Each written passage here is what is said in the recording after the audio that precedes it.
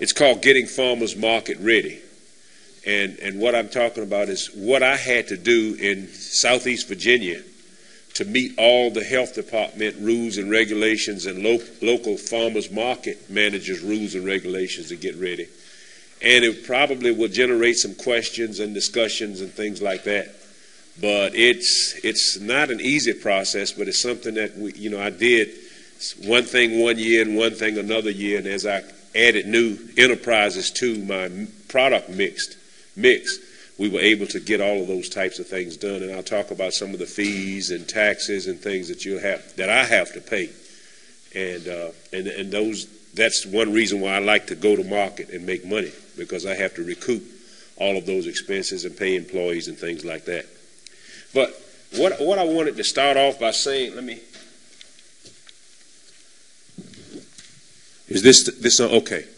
And we're going to have some blow up pictures and things like that. But what I want market managers to know, especially the new market managers or people that haven't approached the farmer yet, this is at the Newtown Farmers Market in Williamsburg. And that's the back of some of the shops that are there. There's a Panera Bread right behind that. My green truck and trailer is just to the left of it. And that's where I do all of my restocking from, for the most part. It takes us about an hour. That's 2 tents that are 12 by 12 put up. Several tables with all of the tablecloths and everything. And I talked about how my wife runs that. And I'm going to be completely honest with you. She drives me nuts. But it has to be her way or no way. But her way is effective. So the only thing I can do is do it, because I know that we're going to sell really well. And the compliments that we get every market is just unreal. And I'll just give you an idea how things work for us. I have the 2 children that work for me. And they are really nice kids that grow up in the community, very mannerable. They do all the hard work. My wife stands at the cash register, and she says that I'm Mr. Public Relations. I'm the farmer that stands there and talks about varieties and when they were planted and all those types of things. But it's almost like a traveling circus or a show. It's a production, but it works. And to do that, we bought all the tables. The tablecloths, I think, came from Walmart. The tables came from Costco or Sam's Club or somewhere, and they're adjustable. The reason I'm pointing this out, especially for the new market managers, is if you have a farmer coming in, a new farmer especially, point a lot of those things out and give them tips to make their business better. If they can sell more, then they're more likely to come back, and they'll do well for you. But one of the things we learned early on is that a customer should never have to bend down to pick up anything from your stand. And if you notice, we've got 2 or 3 layers there, and we are constantly restocking the whole market. We want, if there's ever a break, we want if we open at 9 o'clock in the morning, at 10:15 we want our stand to look like that person is the first shopper of the day, and we want it to look as fresh as we possibly can. So when market's over, we are really, really tired.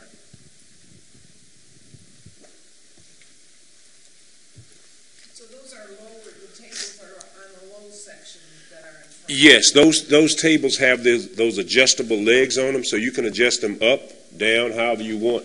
If you notice that the table that has, that's one of the same tables that has the cash register and the scales on it. And because, you have to do so much with it, we raise that up even higher, so that, everything is there. And, my wife is good at it. She retired from Leggett's in retail. She's always had this eye. And also, she's not a farm girl. She didn't grow up in Surrey County. She's from Newport News, Virginia, which is an urban area. And she brings a great mix to our operation, because she knows what the customers in Newport News want, or the urban dwellers, let's say, want, And she's the biggest critic on what I raise. She will turn something down in a New York second. When we first started, and I would say, we don't have to worry about getting squash from Steve next week. My squash is ready. And she said, well, you know, baby, I think you need to bring some up here. And I'll bring it, and she'll reject half that bushel basket. And it hurt my feelings so bad, but it didn't take long to understand that that's, pretty sells. Number one, if you have quality, you get repeat customers. You're going to sell that first time if it's pretty. If it doesn't taste well, they're not going to buy anything else from you. So you have to have more than just pretty. It has to be excellent quality. And you have to know what you're selling. That's the main thing.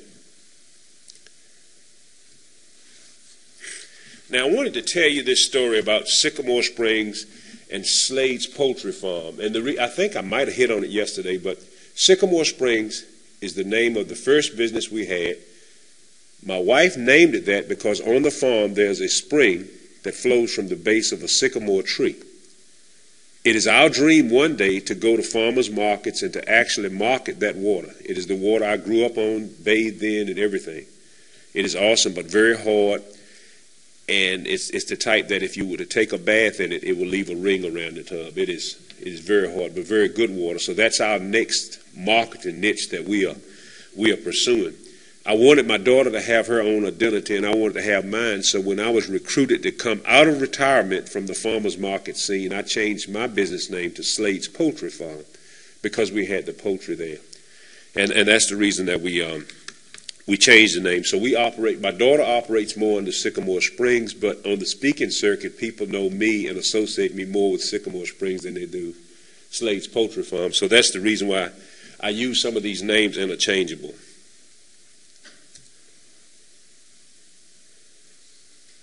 But that's another good way for you all to, as market managers, to recruit new farmers, is to ride about the countryside. I was talking to the young lady earlier this morning. If you have farmers in your community that are operating roadside stands, that's a great way to go and recruit, farmers to possibly come in and work at your farmers market.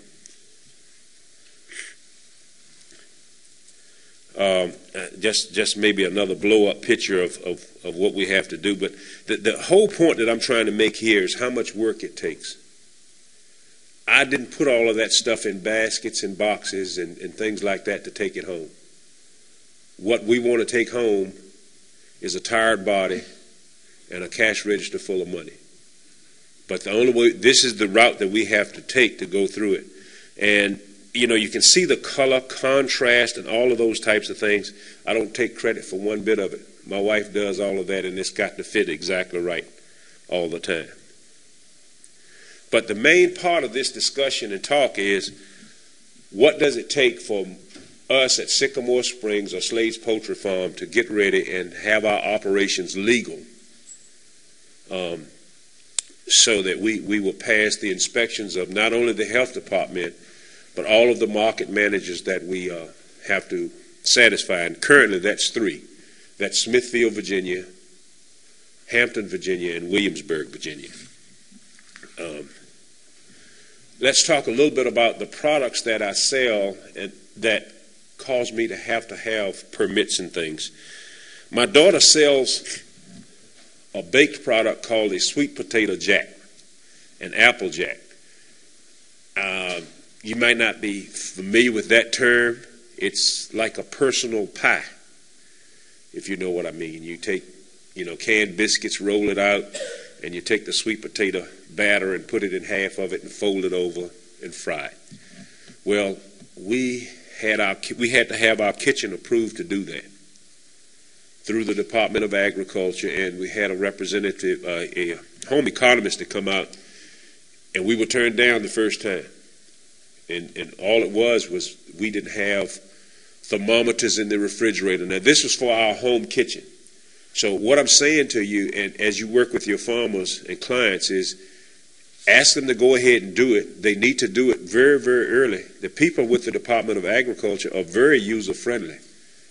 But most folk, to include myself, are not going to pass the first time. So if you have a market that you plan on going to 90 days from now, you need to jump on it or get your clients to get on it, because more than likely when that inspector comes out, they're going to find something wrong in that kitchen You don't have the right stainless steel containers to put something in. You don't have chlorine test strips to test your water. All those types of things. And I don't know. I think it's like, you know, retired National Guard, military things. And, you know, I know some first sergeants and inspectors, when they came in, they always found something wrong.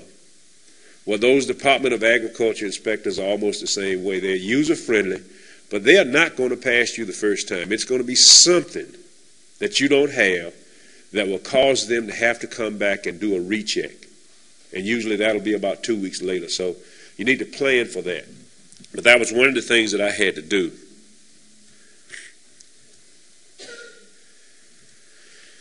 The other product that we sell that we had to get a permit for was my sausage. I do the sausage. I do links in season.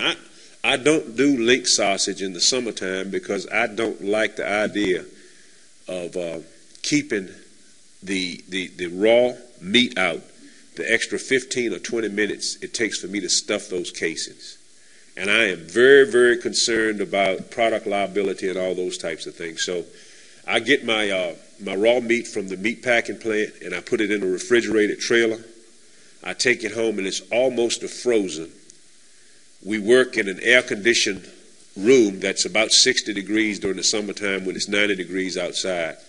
And that meat is out all of about an hour before I have it seasoned, ground, and put back into a refrigerator that's temperatured at about 36 degrees.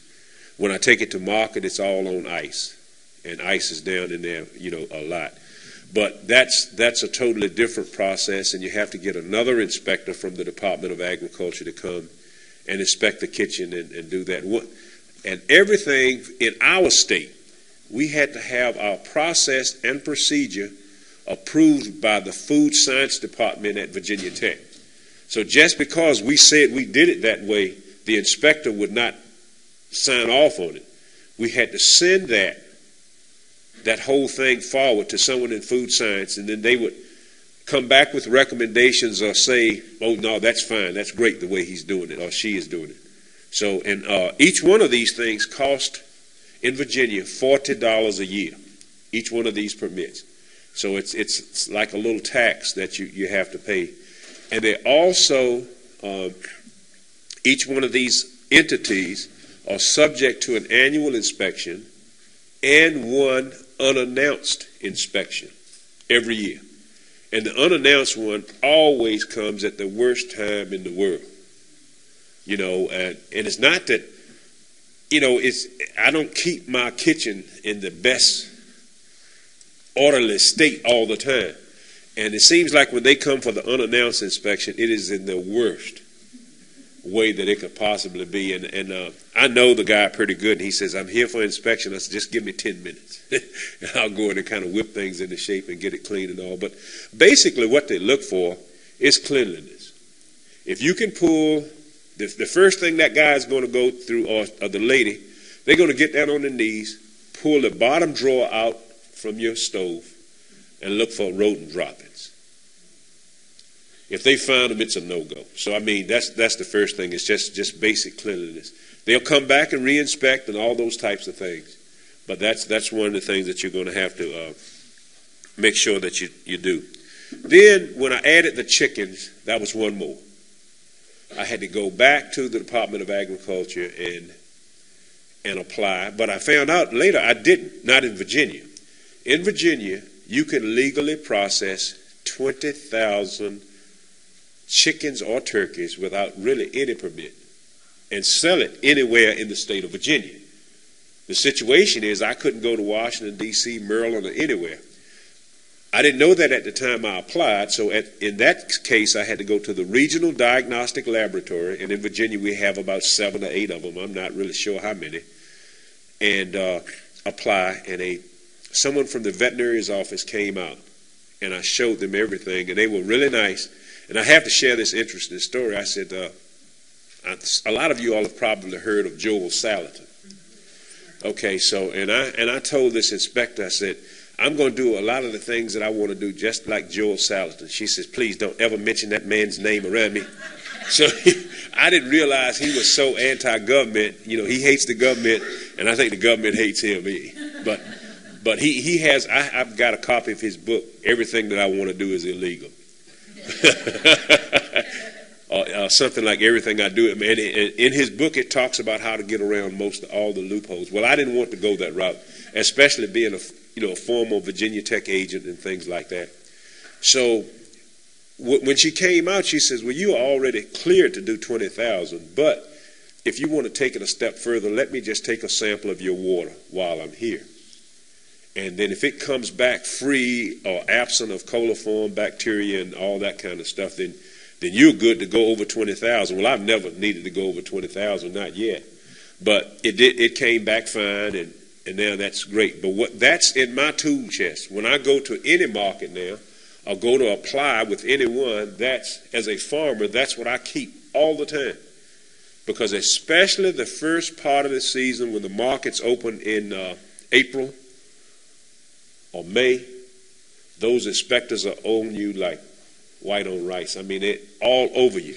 And once they get to know you and see how you're selling your product and you gain a reputation for cleanliness and keeping your product at the right temperature and all, they kind of ease off. But before then, you will have local health department inspectors, Department of Agriculture inspectors.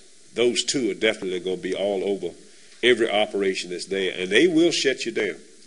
Now, one other product that I sell, and it's not subject to, I guess it is subject to inspection. Me and the inspector had a falling out at the farmer's market over a feather being on one of my eggs. And he told me I had to stop selling all of them.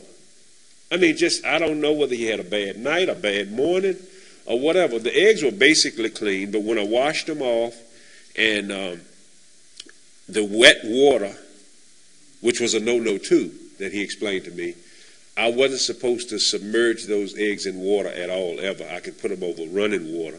But one of the feathers that were stuck to the egg just got wet and it stayed there.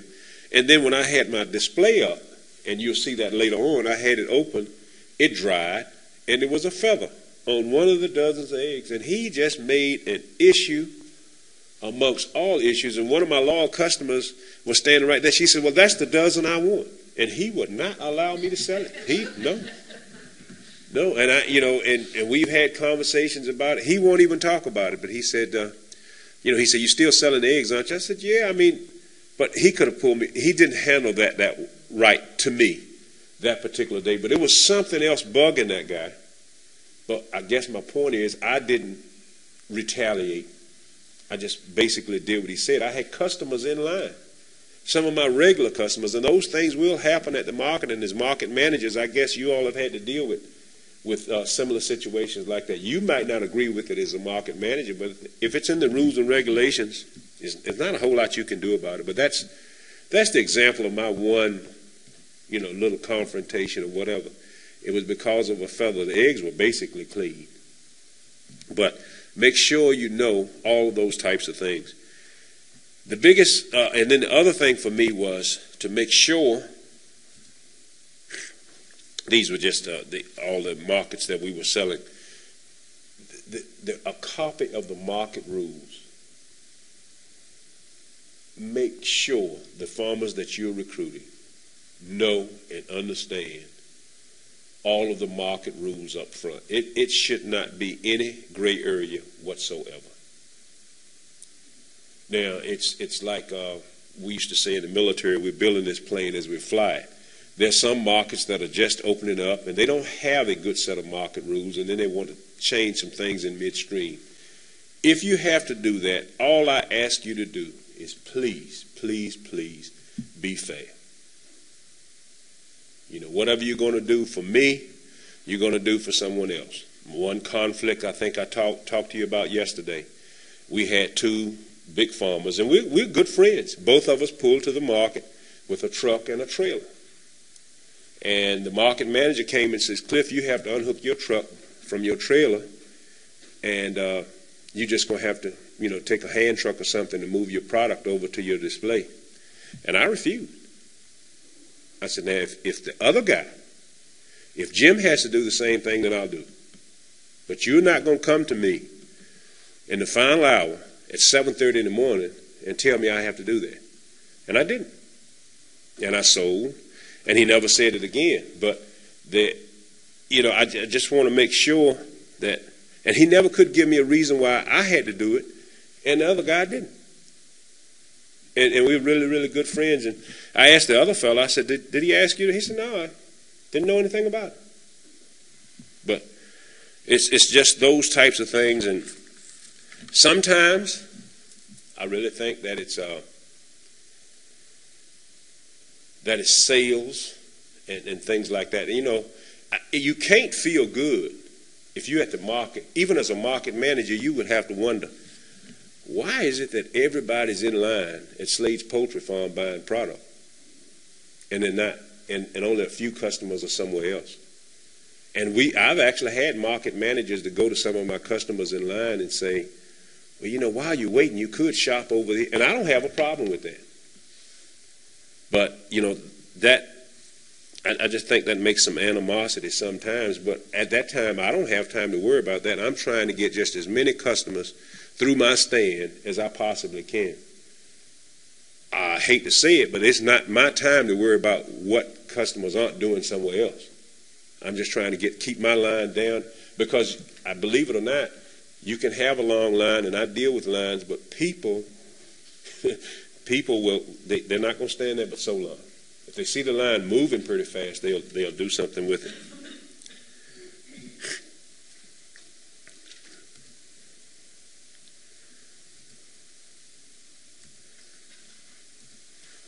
Let me back up to my nemesis, product liability insurance. For us at Slade's Poultry Farm, Sycamore Springs Farm Market, we don't do pick your own on the farm a lot, but we do it some. We don't advertise it or anything. But in order to have everything, it cost me $2,200 a year. And I will share this with you. Because of my product mix and everything else that I have, Farm Bureau will not cover me. Now, they may cover some of you all in some counties, but when I added the sausage and the poultry and all of those types of things, Farm Bureau said, shook their head. Now, they may do it in other counties or states or whatever, but don't assume because it's agriculture, Farm Bureau is going to cover everything, because they won't. Did they think you had too many things, or they didn't like the meat product? They didn't like the meat product at all. And especially, we had to have every market that we sell wants $1 million product liability insurance policy. And by the time we added everything up, it just got really, really pricey. But that's what I have to, every year my insurance is $2,200. I hear of $700 policies, $500 policies, all those types of things. But just be aware that as you go up, as the growers go up in the amount of product they're going to bring to market, that insurance policy is going to go up too. Yes. So as a market manager, if there's somebody that wants to sell meat products, you should ask them for all of their paperwork. Yes. Covered, yes. Inspections. Right. Now, it was interesting. The first 2 years in Smithfield, they didn't say anything about it, and we asked about it as farmers when we went to the organizational meeting, and they said that through the town of Smithfield we were covered. They had an umbrella policy or something like that. Well, I don't know what in the world happened, but about 2 weeks before the opening of a market 3 years ago, they called every one of us and said, we are sorry, but the city and the county will not take responsibility for this anymore, and we apologize for the short notice, but if you don't have a $1 million product liability insurance policy, you can't come to market and sell. So that sent all of us rushing off. And most of my buddies that didn't have the meat mix, they could get their insurance through Farm Bureau. So I'm just assuming that I could get mine, and I couldn't. But they did refer me to another agency, which was just about 20 miles up the street that would do it, but boy, did they throw the checkbook at me. I mean, it wasn't cheap at all. Yes, ma'am.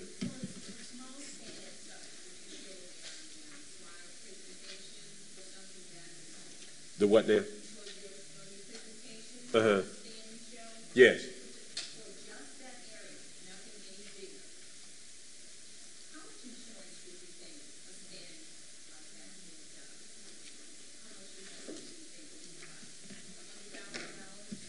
No. Well, it's not.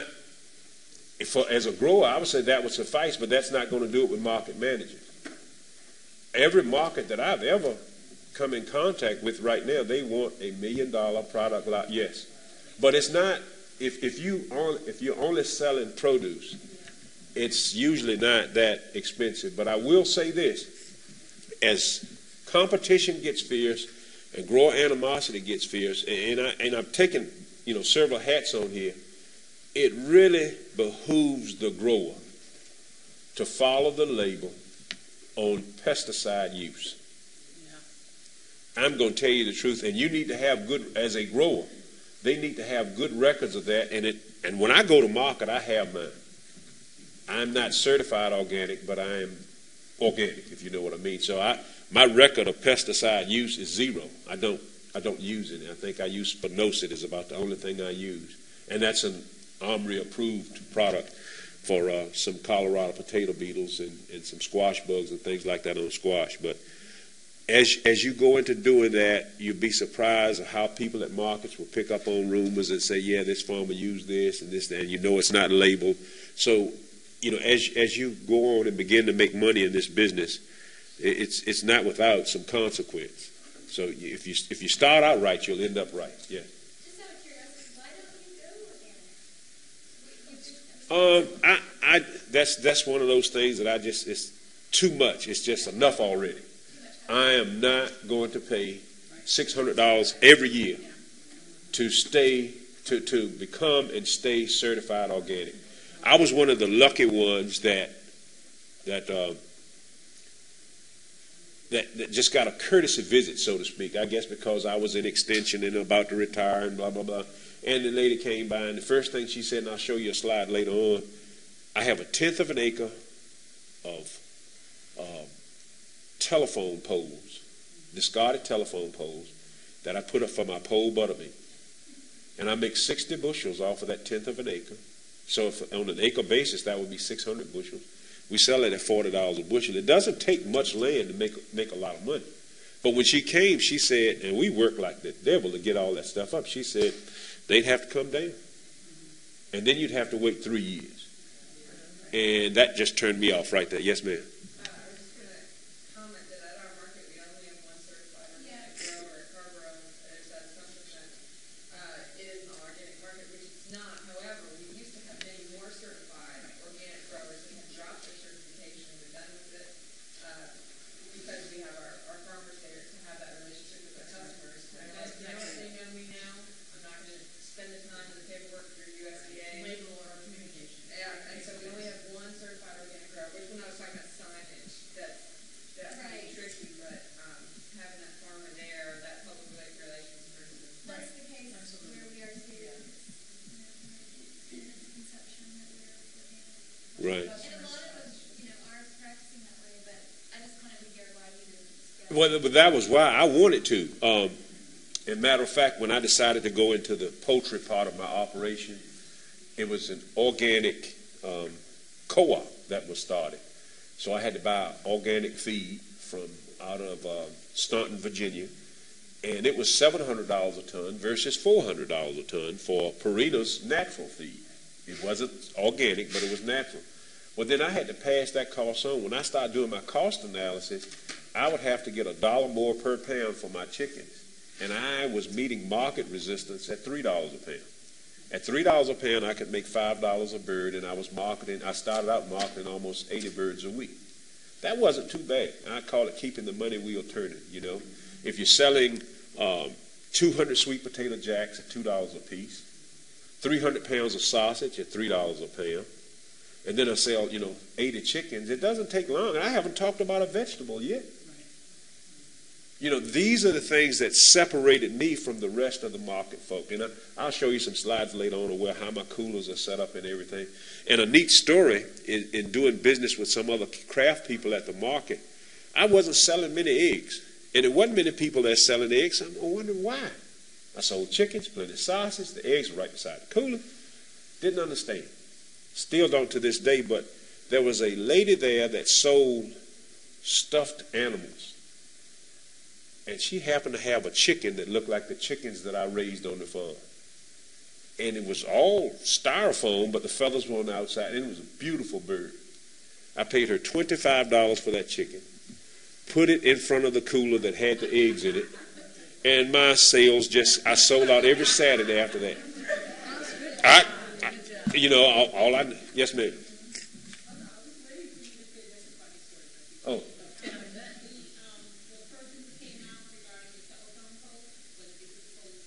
Yes, that's correct.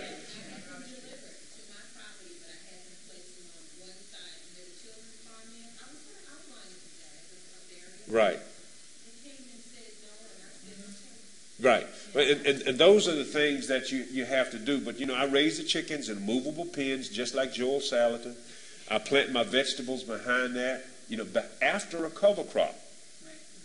You know, I make sure that I move the pens along and I move them all winter there like this. And then I make sure that 40 days pass and I have this green manure crop that comes up as a result of that.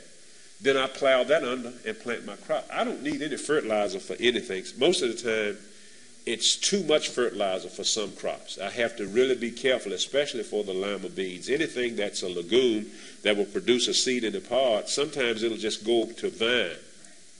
And you don't have, you won't have a good yield. So you have to be careful with that. So, you know, soil sampling and things like that, you come in, and I'll be talking about that later on in the conference. But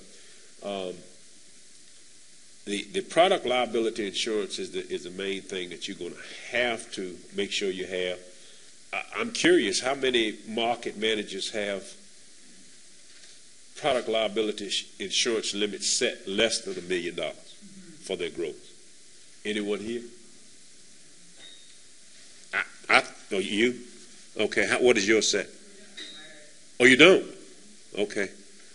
Well, We don't outline a number, but when we talk to our vendors, that is certainly the level that most of our partners suggest that we have for our farmers. Initially, in Portsmouth, we didn't need it.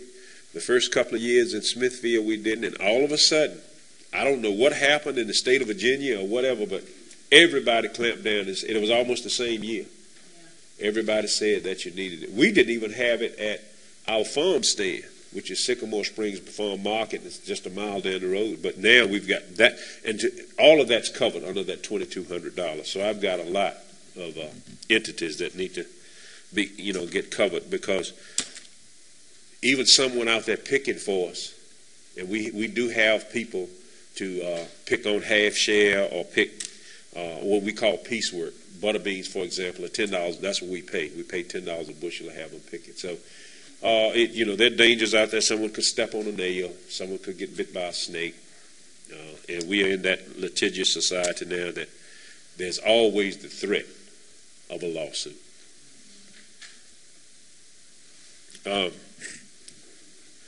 Just a close-up of how we do. I don't care what we found out, and this is just another sales technique thing. You can see that chicken off to the right in the center there. But things sell better out of round than square. Just tell your farmers that. Always. I have square containers that, we use all the time. I have a guy that down near Nag's Head that he's a reseller. He goes to the Columbia Farmers Market, and I bet you he sells 100 bushels of something that's in a square container every week. Well, he breaks them down and gives them away. And as farmers, we can, instead of having to pay $3 and $4 for them, we can just go and get it. And he'd give it to us because he puts them right beside the trash dump. And you'll notice that. So in giving tips to your farmers about how to make them profitable and make them to make more money at the farmers market, that's been my experience. Now, this is the last slide that I'm going to show until later on. I want my Copers and the Darlene to this.